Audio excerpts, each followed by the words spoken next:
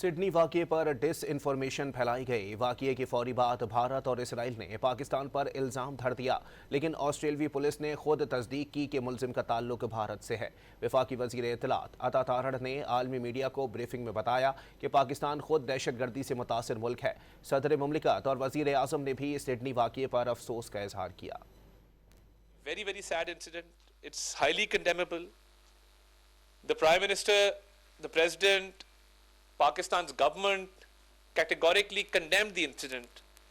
And since Pakistan is a victim of terrorism and has remained a victim of terrorism for so many years now, and we actually know what it feels like. When the incident happened, certain media outlets were very quick to state that one of the attackers was from Pakistan and the other one was born in Australia.